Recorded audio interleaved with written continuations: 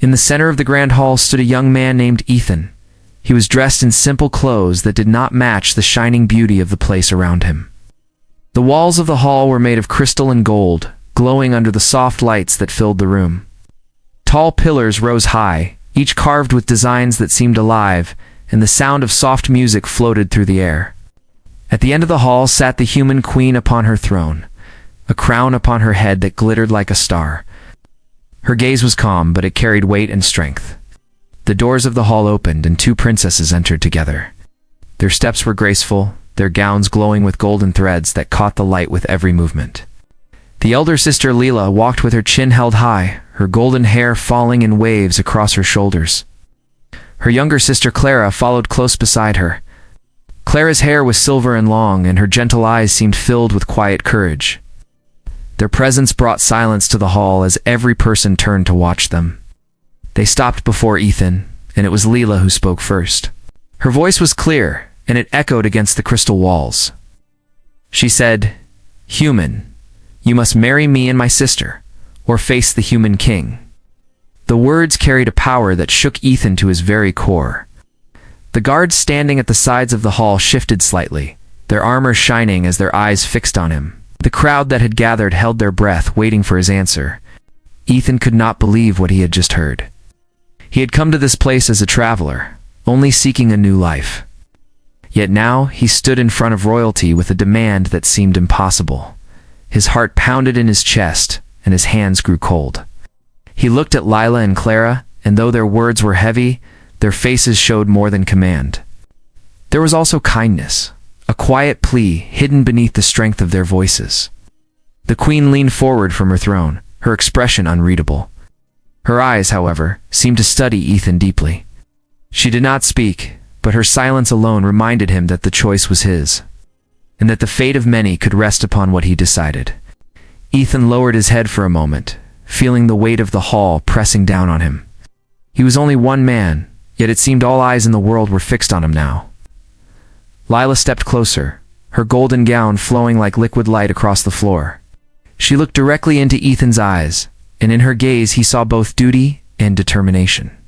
Clara remained at her side, her expression softer, her hands gently folded before her. Together they stood not only as sisters, but as a single force, united in purpose. Their words had been strong, but their hearts seemed open, waiting to see what kind of man Ethan truly was. The silence in the hall grew heavier. The guards did not move. The queen did not speak. The people waited.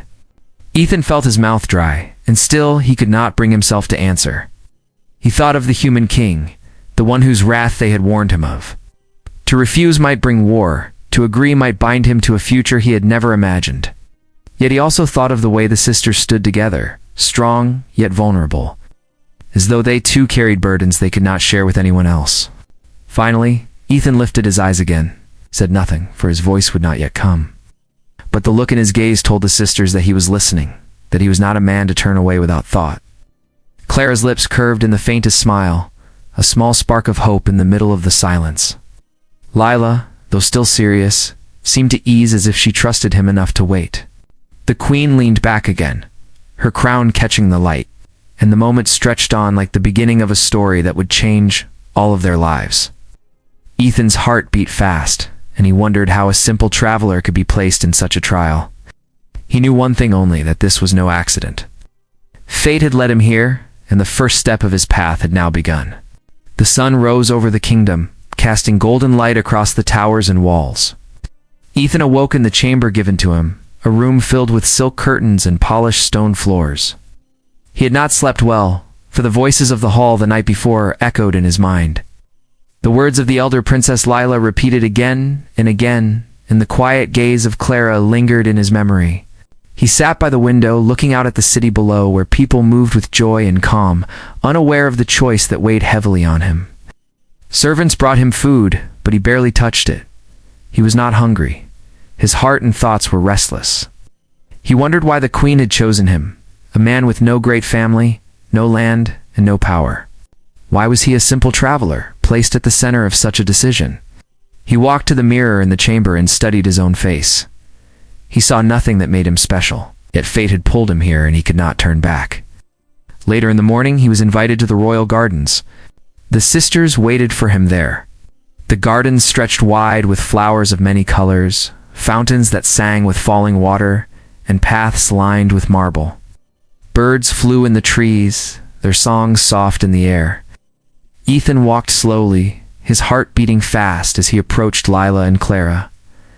Lila greeted him with a calm nod. She looked strong and certain, her golden hair shining in the light. Clara gave him a gentle smile, one that carried warmth. Ethan felt his unease just a little when he saw her kindness. Together, the sisters began to walk with him, leading him down the garden paths. Lila spoke first, her voice steady. She told Ethan about the kingdom, about the peace that had been built after years of struggle. She said that the queen and the people had worked hard to keep the land safe, but danger always stood near. The human king she had spoken of was not only powerful but also unyielding.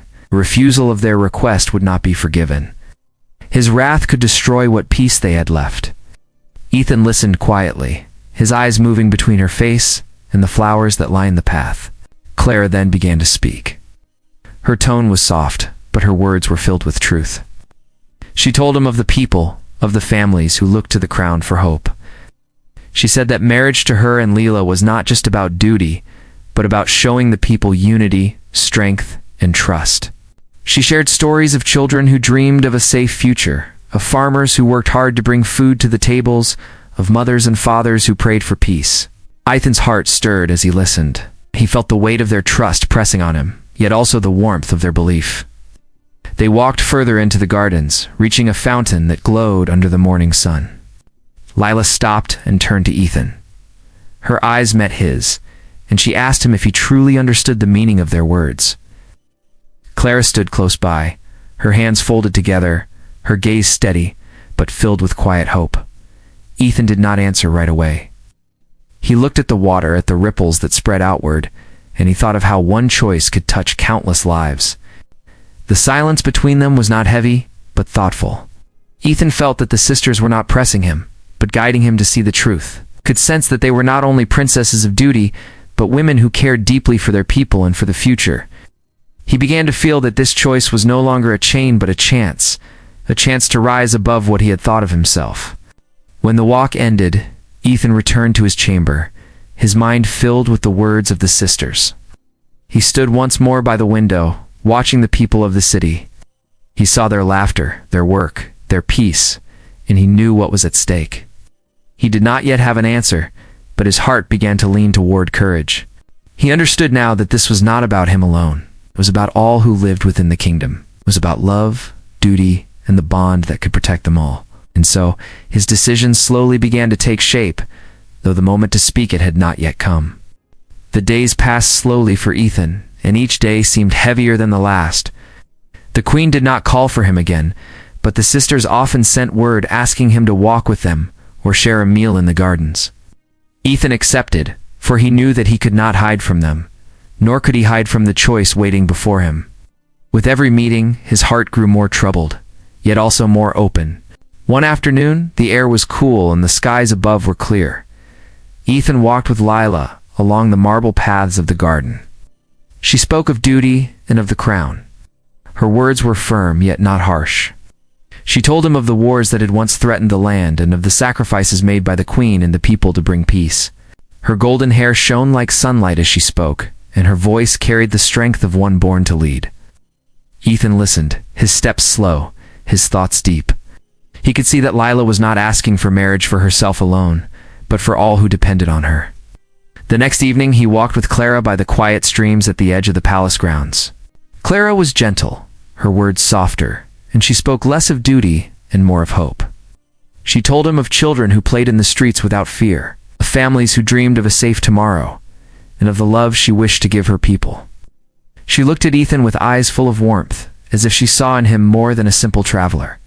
For the first time, he felt as if someone believed in him, even when he did not believe in himself. Together, the sisters balanced one another, one carrying strength and the other carrying kindness. Ethan found himself drawn to both, though in different ways. With Lila, he felt the weight of command, the push toward greatness. With Clara, he felt peace, a sense of belonging. It troubled him, for he did not know if he could ever be enough for them or for the kingdom they cherished. Late at night, Ethan sat alone in his chamber, looking out at the city once more. The lamps of the streets shone like stars across the dark. He saw couples walking, children laughing, and the hum of life moving as if nothing was wrong. Yet he knew the truth, that one word from him could either protect them or bring ruin. He clenched his hands and asked himself why he had been chosen. He was not noble, he was not trained in politics or war, yet the faces of Lila and Clara returned to him, and he understood that perhaps it was not about what he had been, but what he could become. The following day, the queen herself called for him. He entered the great hall once more, and there she sat upon her throne, her crown shining with power. The sisters stood at her side, their gowns flowing like rivers of light. The hall was filled with nobles and guards, all eyes once again upon Ethan.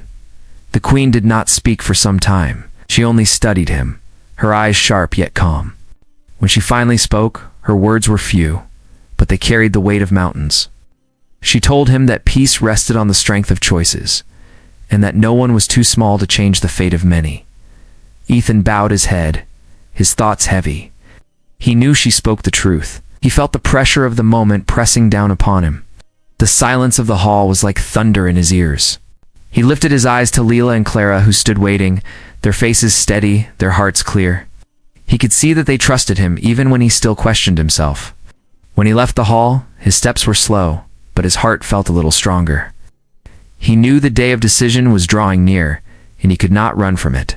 He walked back into the gardens, the voices of the sisters still alive in his mind. He breathed the cool air, and for the first time, he whispered to himself that perhaps he could do this. Perhaps he could stand, not as a traveler, but as someone who carried the future. The path ahead was uncertain, but he felt the first spark of courage begin to burn within him. The morning of decision came at last. Ethan awoke before the sun had fully risen. His chamber was silent except for the faint sound of the wind moving through the high windows. He sat on the edge of his bed, staring at the floor, knowing that before the day ended he would need to give his answer. The weight of the past days pressed hard upon his shoulders, but there was also a strange calm inside him, as though his heart had already begun to accept what must be done. When the call came, he followed the guards through the wide corridors of the palace. The air was heavy with expectation. Servants stood aside and bowed as he passed, their eyes filled with questions. They did not dare to speak. Ethan's steps echoed on the polished floor, and with every step, he drew closer to the throne room where the queen, the princesses, and the entire court awaited him. The great doors opened slowly, and light poured in from the crystal walls of the hall. Inside, nobles and citizens filled the space, standing in silence. At the far end, the queen sat upon her throne, her crown shining with the morning sun that streamed through the high windows. Lila and Clara stood beside her, dressed in gowns of silver and gold, their faces calm but expectant. Their hands were gently linked together, showing unity before all who watched. Ethan walked forward, his step steady, though his heart beat fast. He reached the center of the hall and stopped. The silence was complete, as though the whole world waited for him to speak. He lifted his head and looked first at the queen, then at Lila, and finally at Clara. Their eyes met his, filled not with command, but with trust. The queen rose from her throne. Her voice carried across the hall, clear and strong. She reminded all gathered that the kingdom's peace rested upon choices made with courage, and that unity must be stronger than fear. Then she looked at Ethan and told him that the moment had come. He could no longer stand between yes and no. He must decide. Ethan took a deep breath. For a long moment, he said nothing. He thought of his journey, of how he had once been only a traveler, walking with no great purpose. He thought of Lila's strength, her steady voice, speaking of duty and the crown. He thought of Clara's kindness, her gentle words about hope and the people. And he thought of the faces of the men, women, and children he had seen in the city, living their lives in peace, not knowing how close they stood to danger. At last he spoke. His voice was steady, though quiet at first. He said that he was no noble, no warrior, and no leader by birth. Yet he understood that the moment was not about who he had been, but about what he must now become. He said he would not turn away, nor would he let fear rule his choice. He declared that he would join with Lila and Clara, not because of threat or fear of the human king, but because of love for the future and belief in the bond they offered. For a moment, the hall remained still. Oh. Then, as if a wave had swept across the crowd, cheers broke out.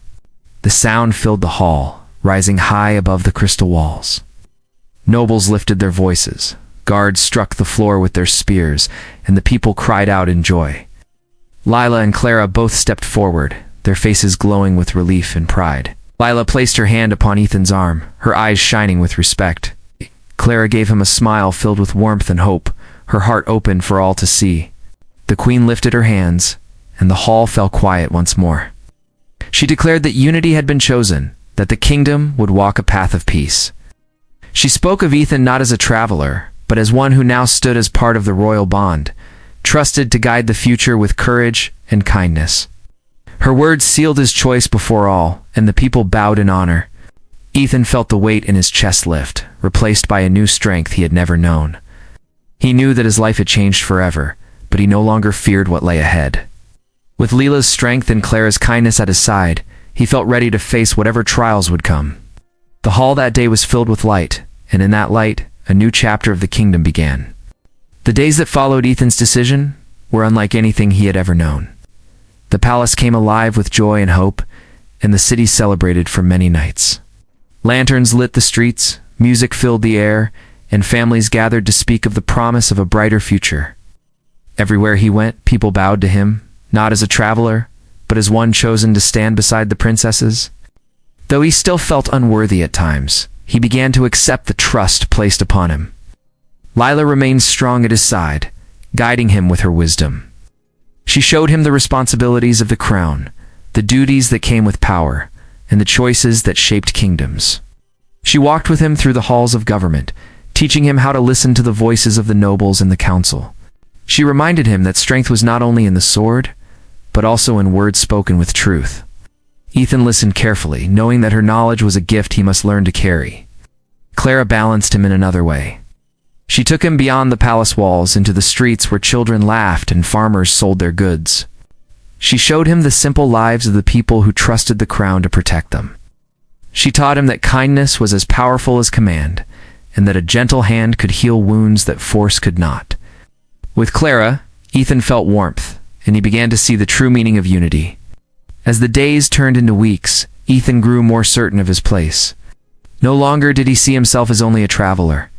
He was now part of something greater, bound to the princesses and to the kingdom itself. The queen watched his growth with quiet pride, saying little but always guiding with her presence. Her wisdom remained like a steady flame, reminding all that the path of peace required both courage and patience. Yet not all looked upon Ethan with joy. Among the nobles there were whispers. Some doubted that a man with no noble blood could stand as part of the crown. Others feared that his choice would not be enough to prevent the wrath of the human king. Ethan heard these doubts, and though they stung, he did not let them crush him. He remembered the cheers of the people, the trust in Lila's eyes, and the hope in Clara's smile. Those were the voices he chose to carry. One evening, the queen called for a gathering in the throne room. The hall was filled once more, just as it had been on the day of his decision. She declared before all that unity was now sealed, that Ethan's bond with Lila and Clara had brought new strength to the realm. She spoke of a future where peace could grow, and her words filled the hall with light. The people cheered, and the sound rose like thunder across the walls. That night, Ethan walked alone in the gardens. The moon shone bright, casting silver light on the fountains and flowers. He thought of his journey, of how he had once been nothing more than a wanderer, and now stood as part of a story greater than himself. He felt gratitude for the chance he had been given, and he promised silently to protect the bond he had chosen, no matter the trials to come. In time, stories of Ethan, Lila, and Clara spread beyond the kingdom. They were spoken of not as rulers who forced their will, but as leaders who stood together with courage and kindness. The people remembered how a traveler became a symbol of unity, how two sisters shared their strength and their hope, and how together they shaped a new age of harmony. Ethan knew the road ahead would not always be easy, and there would be challenges, doubts, and perhaps battles yet to face. But he no longer feared them. With Leela's strength beside him, and Clara's kindness in his heart, he felt ready. He had learned that greatness was not in where one came from, but in the choices one made. And in making his choice, he had become more than he had ever imagined. Thus, the kingdom moved forward into an age of peace, guided by unity, courage, and love. And the tale of Ethan, Lila, and Clara lived on in the hearts of the people. Told again and again as a story of hope, reminding all that even the simplest human could change the fate of many.